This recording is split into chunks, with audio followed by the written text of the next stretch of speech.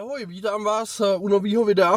Je právě 31. prosince a na tohle dobrodružství jsem si musel vzít trošku posilu, takže tu mám nejen svou přítelkyni Verču, ale i Čecha Michala Slováka. Čau. A Srbku Lili Čolič. Ahoj, zdravo. Ti nám všichni pomůžou s dnešním dobrodružstvím, protože jedeme právě z Holandska do Belgie, do opuštěného města Důl, o kterým vám za chvíli něco řeknu. Bude to paráda, tak sledujte až do konce.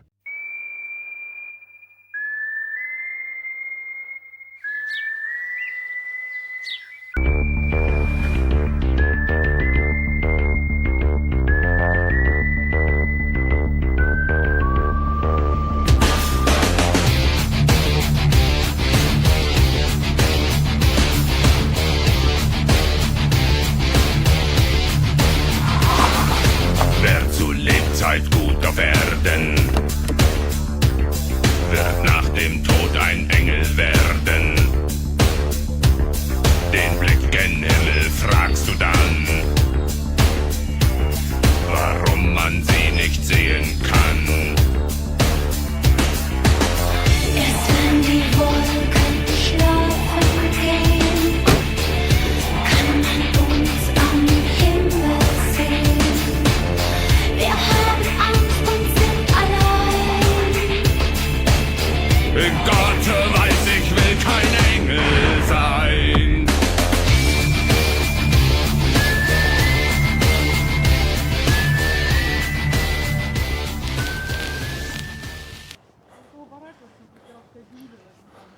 Je tady zastávka a ten bus tady jako fakt reálně jezdí, jo, ale jednou denně.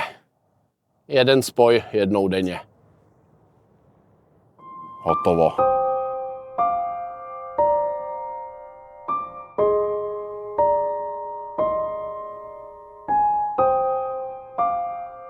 Už se to propadlo, nebo zhořelo? Zhořelo, je to zhořený, no. Úleteček. Fotka, jak to vypadalo kdysi. Aha. No. Ale to je z těch 70. podle mě tady tohle. Spartakiáda.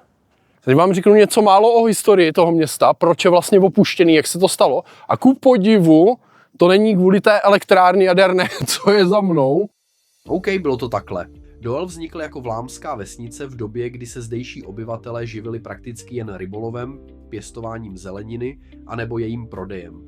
Prostě dream life. Ale ještě v polovině 20. století se tu nacházely stovky obyvatel, škola, obchody i aktivní komunita. Zlom přišel v 60. letech. Belgický stát rozhodl o masivním rozšíření antwerpského přístavu, jednoho z největších v Evropě.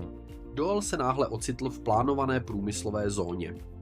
Začaly výkupy domů, zákaz nových investic a dlouhá léta nejistoty.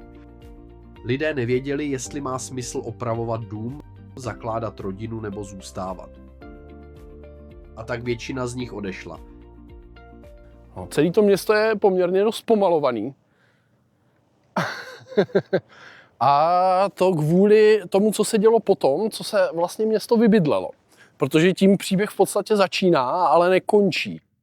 A potom, co zmizeli místní obyvatelé, tak Důl zažil dvě vlny imigrace lidí zvenčí. Napřed to tady vyskvotovali nějací umělci. Nějaký umělecký hnutí, který pomalovalo celý Důl grafity a murálama, takže se na to všechno podíváme. No.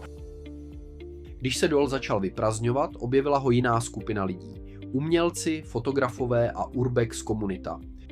Zhruba od 90. let se z vesnice stalo neoficiální plátno. Prázdné domy zaplnily grafity, muraly a instalace. Doel se stal symbolem pomalého zániku. Důležité je, že většina těchto lidí tu nežila trvale. Přijeli, tvořili a odjeli. Tato fáze ale Doelu přinesla něco zásadního. Pozornost. Média, dokumenty, cestovatelské blogy. Z anonymní vesnice se stal evropský fenomén. Moc zajímavý domečky tady. Tenhle to schytal hodně, no, od těch grafiťáků. To je hodně z hororu, no. God damn it. To je fotka, no. Rozhodně to vypadá creepy teda.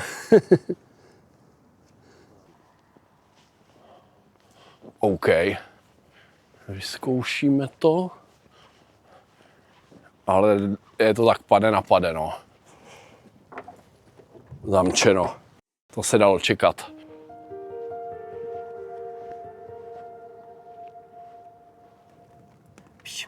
Kde je, vole, ta díra? Já už ho mám. Jo, já ho taky předtím měla.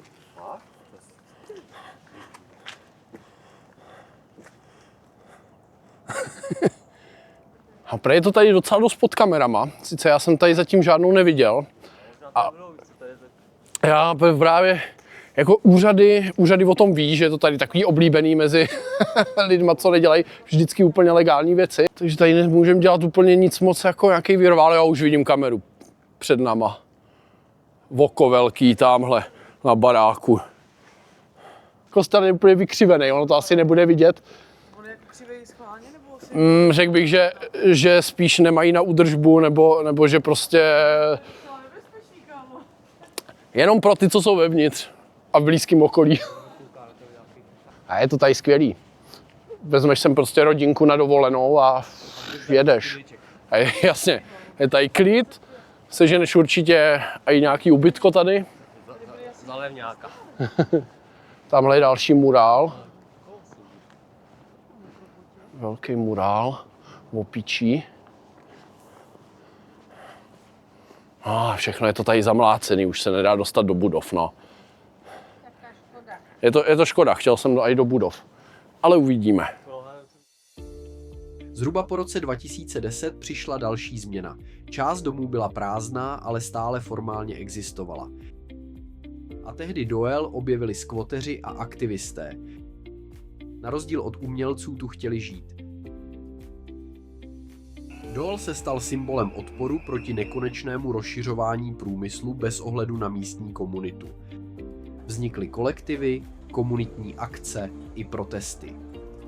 Stát reagoval vyklízením, demolicemi a právními spory. Doel se změnil z tiché kulisy v aktivní konfliktní prostor.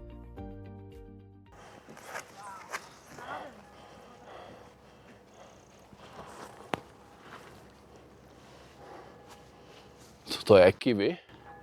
Pták kiwi?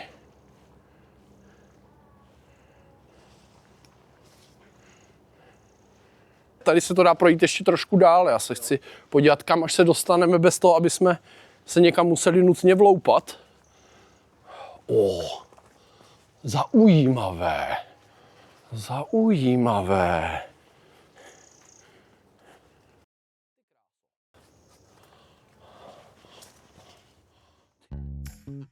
Tady jsem totálně misnul ty oprátky a pentagram ve vaně. Vybrali jsme si asi dobrý dům.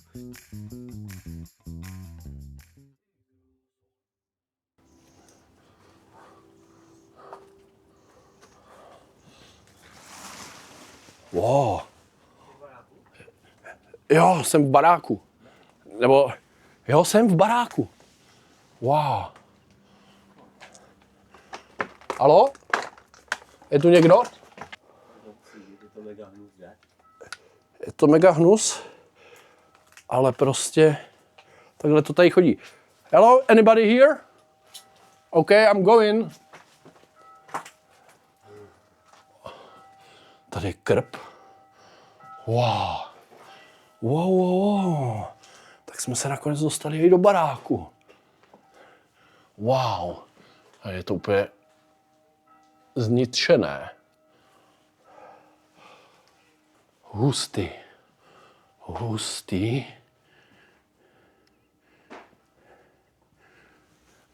No teda. Co? No a tady už jsme u domovních dveří. No jasně no. Rychle pryč, než nám to spadne na hlavu, ale tohleto. Přesně proto se sem nesmí. Jasně, to je úplně v pohodě normální. Jo. Já bych tady klidně bydlel. Stačilo by vynést odpadky a můžeš se rovnou nastěhovat. Dnes je Doel zvláštní hybrid. Není to živá vesnice, ale ani zcela mrtvé město. Stále zde žije malá skupina původních obyvatel, některé historické budovy zůstaly stát a demolice byly částečně zastaveny. V roce 2022 došlo k politickému kompromisu. Doel nebude kompletně zbourán, ale ani plně obnoven. Přístav se bude rozšiřovat kolem, ne skrz. Výsledek? Místo, které stále existuje navzdory všemu a všem. Tohle je hlavní ulice Doulu. Nejživější, máme tu nějaký další turisty s náma. Nejsme tady úplně jediní. No, začíná to být oblíbený místo. Jsem rád, že jsme to tady ještě chytli, než to objeví davy. Nádhera je to tady. Vidíte?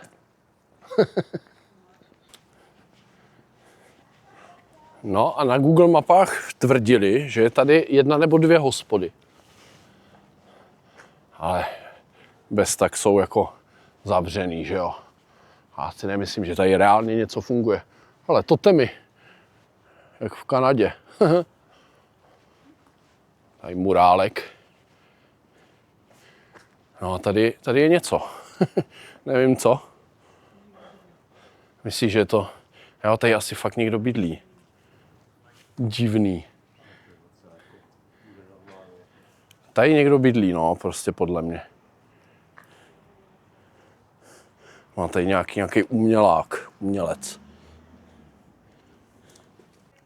Tohle je jediná kára v celém důlu. Vypadá jako důl sám. Ale jo, je vidět, že tady jako tu a tam někdo bydlí. A tady je ta hospoda. Tady je ta restaurace. Ale podle mě nefunguje. Jdem na meníčko. Mají stelu. Myslím v letě. Myslíš, že je to okýnko na festiáky? Jasně. A tudy asi podávají pivo. Ale jak to otevřu, že to celý. Ne, tady, no tady, jakože ti podají pivo a No, ten to sklo, myslím, Míško. to oddělají do prdele, že jo? Je to možný. Jenom výjdem tady. Ta elektrárna je boží, no. Od tam, tady všude kolem nás je ten přístav obří.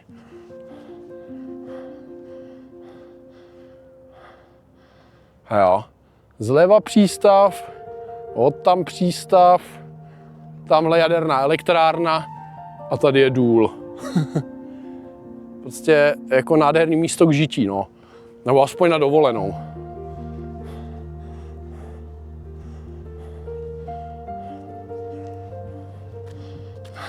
Tohle je moc.